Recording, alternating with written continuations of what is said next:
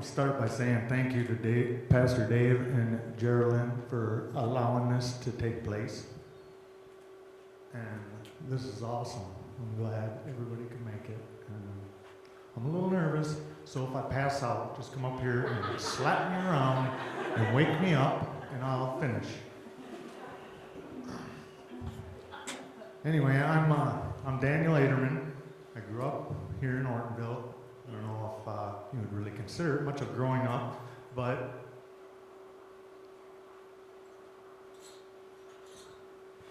I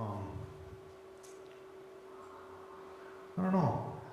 Grew up. I went to church at the Lutheran church by the football field.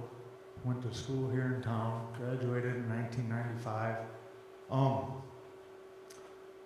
Let's say I started drinking and using marijuana probably at like age 12, and that gradually progressed throughout school, and I would say by the time I was like 16 or 17, I was pretty much full-fledged alcoholic. I'd do whatever drugs you put in front of me.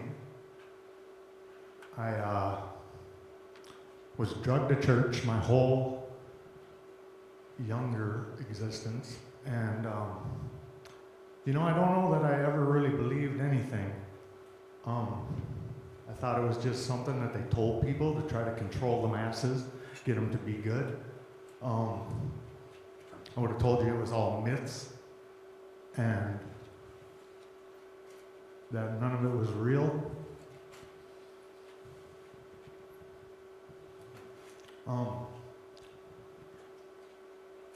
I don't know, alcoholism progresses, and if anybody's ever been an alcoholic or drank plenty before, but it gradually, slowly takes you downward, on a downward slope. And I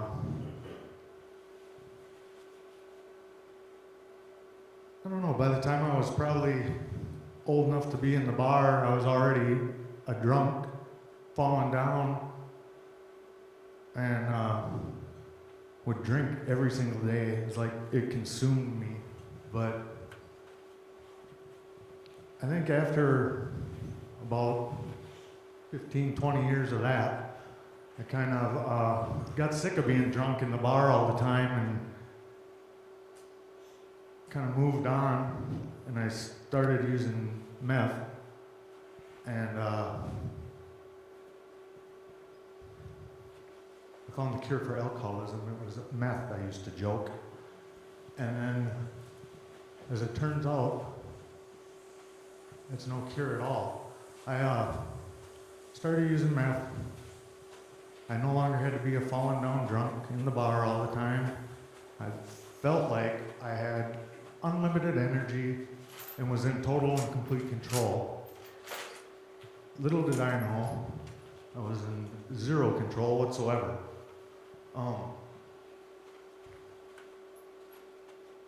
I think growing up in church, I think it plants a seed inside of you, and nobody can make that seed grow no matter how hard your parents try, or no matter how hard anybody else tries, no matter what anybody says. There's no, if you don't believe, you don't believe.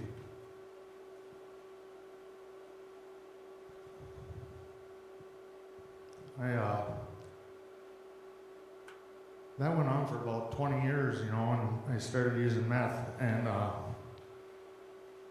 couldn't really hold a job down. I'd been working at Dallas Hanson Construction in town for, 10, 15 years, and then Dallas died, and I lost that job, so I just kind of started working with this guy in Graceville, and that was really a downward spiral. I think I was like awake the majority of the time that I was there. I wasn't in my right frame of mind at all. I don't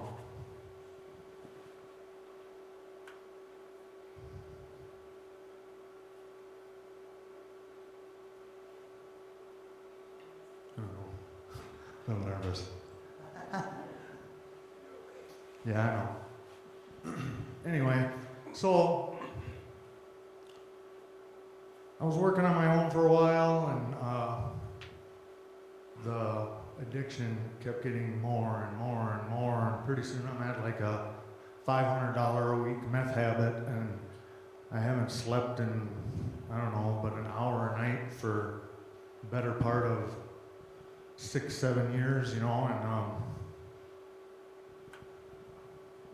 one day I was working in Chicago at this this couple's house, doing trim, and it was like it was basically 5 o'clock, so I went to the gas station to go get some food, and when I went to the gas station to get food, I had the intention of driving out in the country to get high more before I went back there to work until like 7 or 8.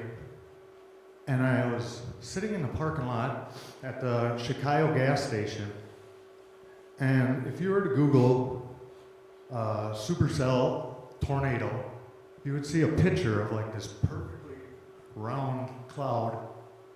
That's what I saw, and I was like, what the heck is that? So I started following it out into the country, and I'm following it out into the country, and I'm sitting on the side of the road, and I'm smoking meth, and I'm watching like the storm clouds like come together and stuff, and I'm like talking to Susan. She's on the speakerphone on the dash of the car, and I'm like, how close do you think is too close, you know? And she's like, well, I don't know, but you need to come home because the storm just about blew the fence down, and I would just like it if you would come home because we live in a 1-bedroom trailer house. So I'm like, all right. So I started tooling back towards Chicago at like 20 miles an hour, smoking meth, gonna go to the house and put my tools away. And out of the sky, right there, came a tornado out of the sky, on the ground, coming straight towards the road. And I hit the gas pedal and was doing like 80 or 90 miles an hour past this thing, and there's like clouds around on the road, like trying to attach to this thing. And as I was driving by it, you know, I never ever believed anything. I would mock people that I thought believed in God, like it was just some kind of a joke. Oh, that's just a myth, you know, knock it off, you know. And when I drove by that thing, holding the gas pedal to the floor, and I thought I was gonna maybe die, the only first words that came out of my mouth were, God, God, God, please, I'll change. If there is no God, what am I yelling at? There's a couple things there. It's like Deuteronomy 23 verse 21 says, if you make a vow to the Lord your God, do not be slow in paying it. For one day the Lord your God will surely demand it of you.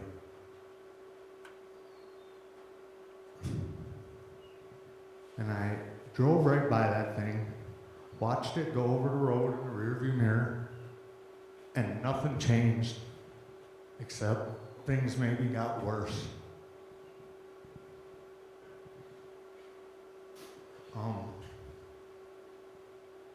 I would always joke, it was like I had PTSD from this thing. You know, I'd be, every time I was gonna storm, like looking up at the sky, like, oh my goodness, what, you know? I would send Susan pictures of clouds and be like, just nuts. Send Susan pictures of clouds like, God is trying to kill me with his tornadoes again. She had just thought I was nuts. And that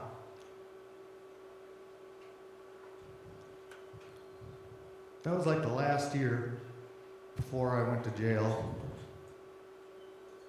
And I must have told her 100 times if I told her once, God is trying to kill me with his tornadoes again. And I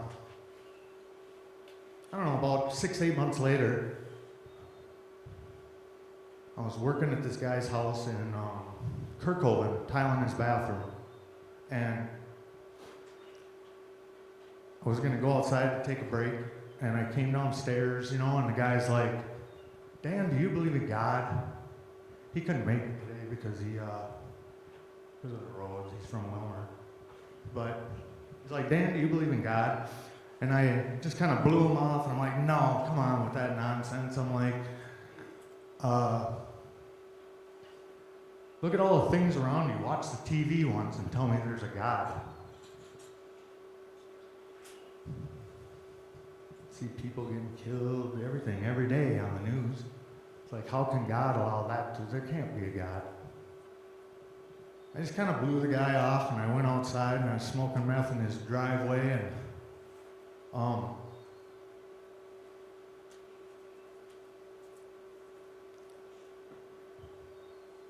don't know, a little bit more time kind of passed by, and this was like later that year, probably towards the winter, and I didn't have a lot of work. And if you're got a meth addiction, it's like a beast inside of you. You got to feed it, and there's no way to go about not feeding it. Susan wanted to quit for like the longest time, and I just wouldn't give it to her, couldn't give it to her, didn't even know how, just had to keep going, more. Well, here it was in about the winter of what would be probably 2018, and I'm kind of broke.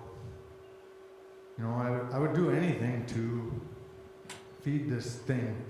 I would rip people off, I would steal things and pawn them.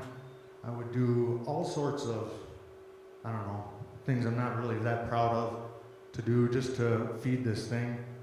And it was about,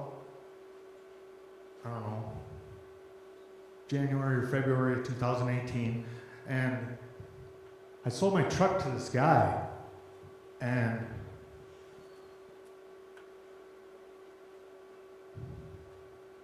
I told the guy, he was kind of a friend, kind of an acquaintance through a friend, if you could even call him that, but I sold him this truck. He didn't have the money. He's like, I'm gonna go, I'm gonna take the truck, I'm gonna go make a couple moves, this, that, and the other thing, and I'm gonna bring you back the money. And I'm like, don't rip me off, and a couple weeks went by, and the guy I felt like the guy was like jacking me around, and I couldn't, if you know anything about addiction, it plays over and over and over in your head, every scenario and every given outcome of said scenario. And so I called a friend that I was getting drugs from in the cities, and I asked her if she knew where I could buy a gun. And she said, well, no, I don't really know that right now. I'm like, all right, well, whatever, And I kind of put it aside and just kept doing the things I was doing. Then it was like a month later, and I was gonna leave to go to the cities to get some drugs. And I was like halfway there, and she calls me and she's like, yeah, I got what you're looking for, and I found that other thing that you're looking for. And I'm like, what? And she's like, the gun. And I'm like, oh, well, I don't really have money for that. She's like, don't worry, I got you. I'll cover you. You'll be all right. Okay. So I drove to Monticello, got in the car, and went to the Mills Fleet Farm parking lot to meet up with said guy. And while I was there, I I kind of threw the money on the center console, and they're like, hold on, wait a minute, you know. So I put the money back in my pocket, and I thought, well, because at this time I'm like thinking like, this dude's a cop. And, but if I don't give him money, you know, I'm not going to jail, you know. I didn't do nothing, I didn't buy nothing, nothing. So I got out of the truck, went around to the back of the truck, because he said he had it in the back under the tonneau cover. So we went back there, and we're looking at this gun, and all of a sudden, like more cops than I even realized existed came flying up with one with the AR and other ones running behind them, and there's cars like everywhere. Like I could swear they were pushing carts in the parking lot. I don't know, it was weird, you know. And the thought crosses your mind to just like act like you're reaching for something so that they just light you up. You don't have to end it all. And but I didn't. I got down on the ground and I get arrested. And I'm thinking like, what are they trying to do? Like felon in possession of a firearm, or you know what I mean? And I show up to court the next day. They took me to like Candy, Ojai County Jail, and I show up to court the next day, and they bring me this piece of paper and give it to me, and it's 3 counts of conspiracy to commit first-degree murder. And I went to the bail hearing, and the bail's like $1 million, and it's like, you're never ever going home again. And I just kind of lost it. I was like crying, and I was sitting in my cell, you know, and I was coming down, and I'd been up for, I don't know how long, like, hadn't slept like an hour or 2 a night for like the better part of a decade, and I was tired, and I just went to sleep. And I slept for like 2 weeks. I slept. That's all I did. I just slept. Got up, go down, eat, go back up, go back to sleep. And after a couple weeks, I sobered up. And one day there was mail. It was mail call. And so I go down there to get the mail. And I get down there, and they hand me this Bible. And I'm like, I go back up to my cell, throw it on the counter. I'm like, yeah, whatever, you know. Went back to sleep. Woke up the next day, and this mail call again. And I'm like, all right.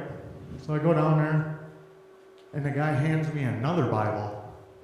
And it's from the same guy. I don't know what possessed him to send 2 days in a row. But I walked up, I'm like, all right, I can take a hint. And I walked up to my cell, and I opened it, and I started reading a little bit, and I didn't really know what I was doing. You know, I was lost. It's a big book if you don't know what you're doing, man. You know? And so I'm kind of just scrolling through, or reading through the introduction stuff at the beginning of the Bible, and I'm like, starting in Genesis or flipping around, like more or less looking at it versus actually learning anything or reading anything. And I'm like, I'm gonna go to a Bible study. So I go to this Bible study, and it's like this little Greek guy. He's like 3'10" or 4 foot tall. And he's got the oldest Bible I've ever seen, and it has like Greek, Hebrew, and English. So you can translate it across as to what it says, you know, and he's like, you know, I kind of told him what I was there for and stuff, you know, and he's like, here, just pray this little prayer with me. God, show mercy to me, a sinner. I said that little prayer with this guy, and I left out of there. And I'm sitting, he's like starting the New Testament. So I started in the New Testament. I start reading Matthew, and I get almost, 17 chapters into the book of Matthew, and I'm at the Mount of Transfiguration, if anybody's read the Bible, and there's a cloud that comes over the head, and it says, "This is my dearly beloved Son, in whom I'm well pleased. Listen to him." And immediately behind it, I don't know if it was audible or what, was the words, "You know he wasn't trying to kill you. He was only trying to remind you of the promises that you made the day you drove by that tornado." And I'm like, what was that? And I walk out of my cell to go talk to this guy that I've been kind of discussing this with and praying with, and there's 3 TVs lined up on the wall, and on all 3 of them is the movie Twister. And I'm like, I start crying, and I feel like I'm in the Twilight Zone. And I walk back in my cell, and I think like 30 years of frustration, anger, everything came out. I was just bawling uncontrollably. Like there was a puddle on the floor. I'd been bawling so much. And I knew that he had seen everything that I was doing, and that I knew that there was a God, and that it was the God of the Bible, and that he saw and knew everything. And just like that, like a light switch went off. And I'm like repenting for things that I didn't even remember, know that I did. It was crazy. I was like bawling uncontrollably. And I don't know, from that day forward, it like lit this fire. Like I have no explanation for it, but I start reading the Bible. I'm reading the Bible. Next day I'm going to a Bible study, and it's about what I'm reading the night before. And pretty soon, I'm reading the Bible 8 hours a day like it's a full-time job. And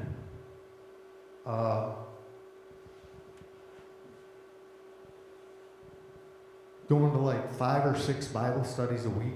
Like I couldn't get enough of it. I was obsessed. I would write down everything that I was reading, write down all these verses, send them to Susan. Pretty soon I'm telling everybody in there the same story. I'm telling the police when they bring me to court. I'm telling the people at the courthouse when I'm sitting there in court. I'm telling everybody. I was facing spending the rest of my life in jail, and you couldn't wipe the smile off my face. It didn't even matter anymore. I would sit there forever and tell everybody about what Jesus had done for me.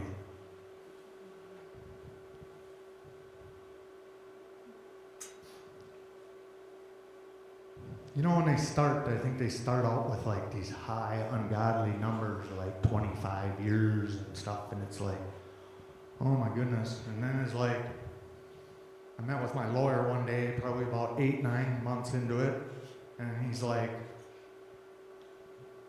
150 months. And I'm like, yeah, I don't think I can do that. You know? I'm like, I met with him one day, and I was like, I knew that she was going to court for like perjury and identity theft. I'm like, how are you going to put a perjurer on the stand as your confidential informant? You know? So I was like, you know what, go back there and you tell that guy, because I realize I did something wrong. And I'm more than willing to own up to something that I did wrong. I said, you go back there and you tell him that if because he sent me this paper like a few months before. It was like, you can take the 150 months, or if you go to court and you lose, it's like a minimum of 386 months, or if you get found guilty of all 3 counts, it's like 656 months. That's 54.75 years.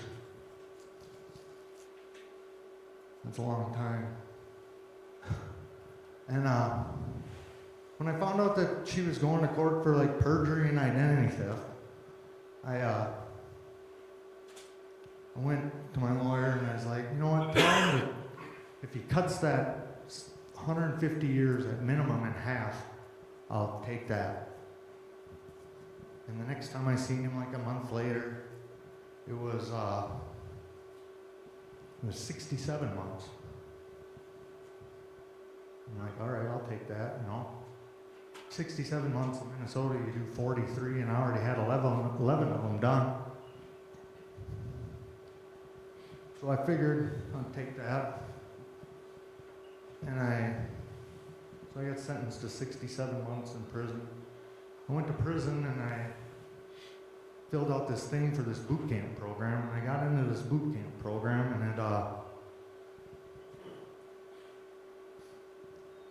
cut time down to like 2 years, so I only spent 2 years in prison, and I got out like 2 years early, and ended up being.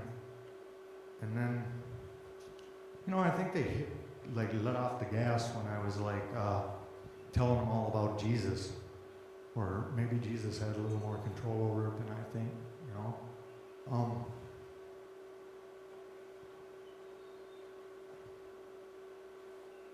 So I got out like 2 years early, and I got off the intensive release like a month early.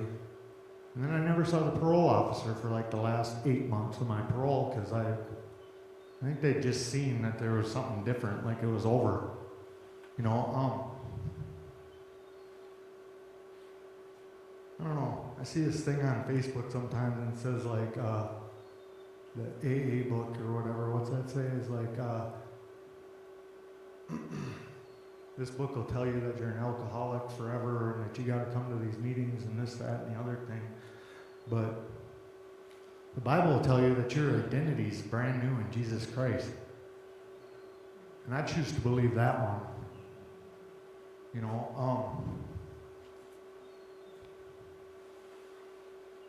I probably got out about, 5 years ago? Things are so much better. Life is different. I mean, it's like night and day different. There's a verse in like 1 Corinthians that says, try to live a peaceable, quiet existence. And that's what I try to do. That's my life goal. In my life, my relationship with my girlfriend, everything, it's like night and day different. The fire still ain't gone out. I'm still obsessed with it. Like, I'll be watching videos and sermons, and I got a new job at LG Everest, and I sit in my tower all day and make sure that nothing goes wrong, and I'm up there all day listening to podcasts and sermons, and like, it's the best thing ever, just sitting up there praising God all day. And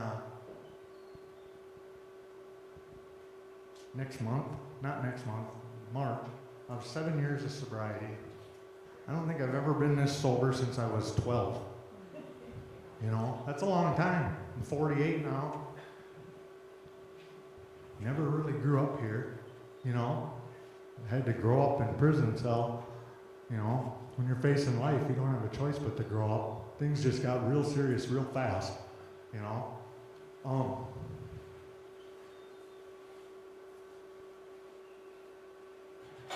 It's really good. Everything. Life is so good.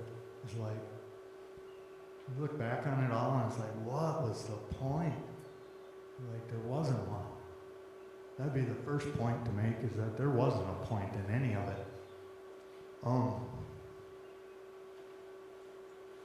I got good friends show up.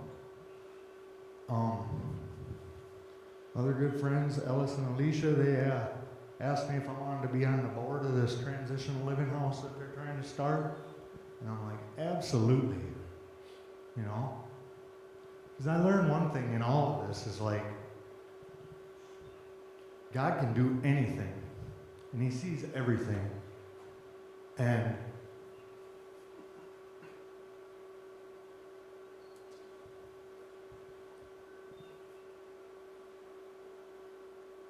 hears everything, he knows everything. It's amazing. It's good to know that you don't have to be in control because you got a God that is in control. You watch all this stuff around you and it's like, what's it all meant for? But it's playing out. You think God hasn't had it all in his plans. Look how far ahead of me he was. The guy's so far ahead of us, he's into eternity. He sees everything, he knows everything. And he knows exactly what it'll take to bring any single person to a relationship with his son to save them.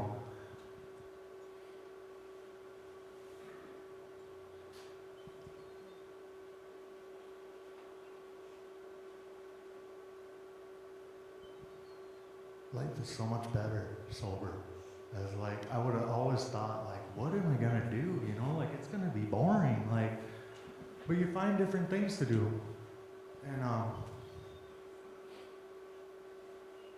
don't know. Life is so much better, peaceful, quiet. Nobody bothers. What's weird is not one person has stopped over since I got out. Well, one person did. One person, that's a lie, sorry. One person stopped over out of all them people that I make my rounds and hang out with on a daily basis.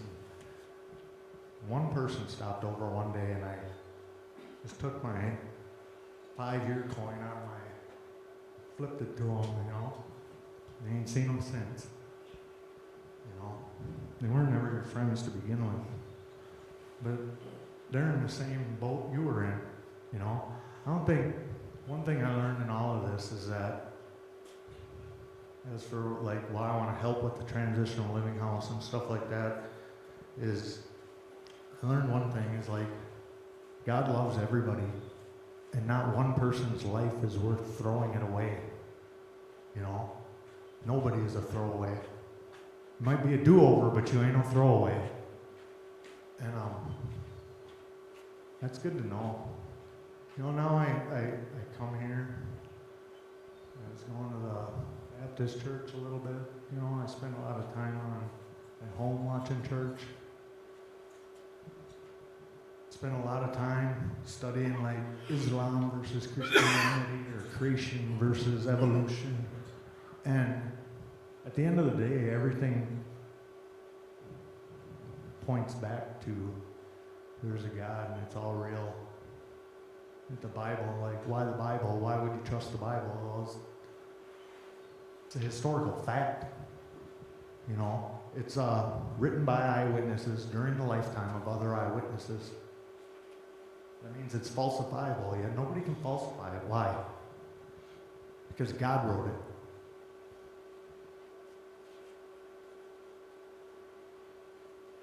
Life is good. I appreciate all you people for coming. This has been awesome. Sorry, I'm kind of nervous. Stuttering a little bit. At least I didn't faint. So, I'm doing all right. You still got time. No, I don't think so, Nate. Thanks for coming, everybody. It means a lot to me.